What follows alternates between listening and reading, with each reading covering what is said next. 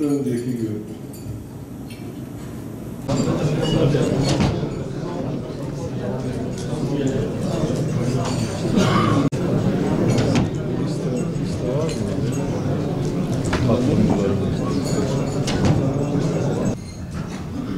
Olayın meydana gelmesinin hemen akabinde 1 saat gibi kısa bir süre içerisinde yaralıların hastaneye, ilgili sağlık kurumlarına intikalinin gerçekleştiğini, olayın failiyle birlikte yardımcı olanların ve azmettirenlerin de dahil olduğu 8 kişinin kısa bir süre içerisinde yakalanarak gözaltına alındığını, adalete teslim edileceğini ve hepimizin tek güvencesi olan hukukun işlemesi sonrasında da bu faillerin adalet içerisinde hak ettikleri cezayı mutlaka bulacaklarından kimsenin endişe etmemesini diliyorum. Bu elbette hepimizin içini yaktı.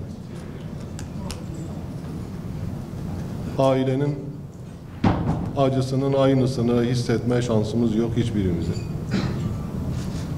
Ancak o acıları paylaştığımızı, yaşadıkları acıyı ve ızdırabı anlayabildiğimizi veya anlamaya çalıştığımızı, ama davranış tarzımızın da yine hukuk içerisinde bir hukuk devleti olan Türkiye Cumhuriyeti'ne ve medeniyet ve hoşgörü şehri olan Şanlıurfa'mıza yakışır bir şekilde önlemlerin ve tedbirlerin alınması gerektiğini de herkese hatırlatmak lazım.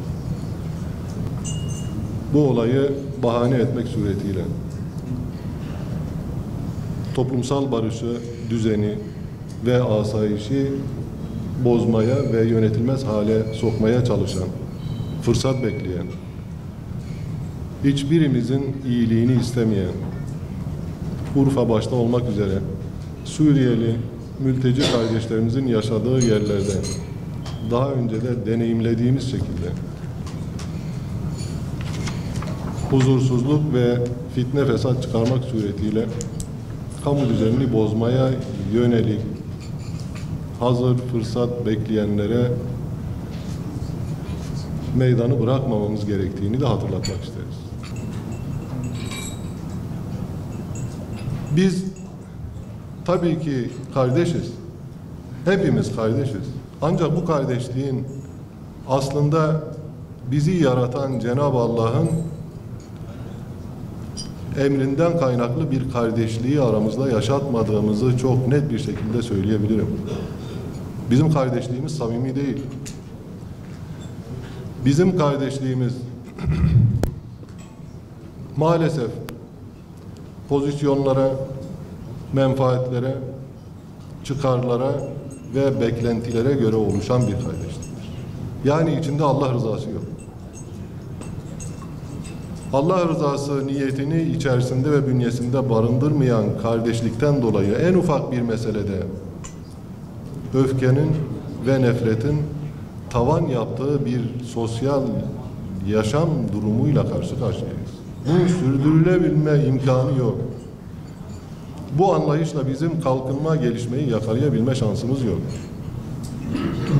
Bu olay dışında bakınız, şu son 1 yıl içerisinde, en azından Şanlıurfa'da görev yaptığım bu 1 yıl içerisinde neredeyse ortalama her güne bir cinayetin düştüğü, gereksiz yere insanların canına kastedildiği ve kıyıldığı ve arkasından o Afrikalı kabilelerin düzenlediği totemler gibi barışların tanzim edildiği ve bunun sürekli tekrarlana geldiği bir toplumsal anlayıştan ve yaşama tarzından bizim hızlı bir şekilde uzaklaşmamız lazım.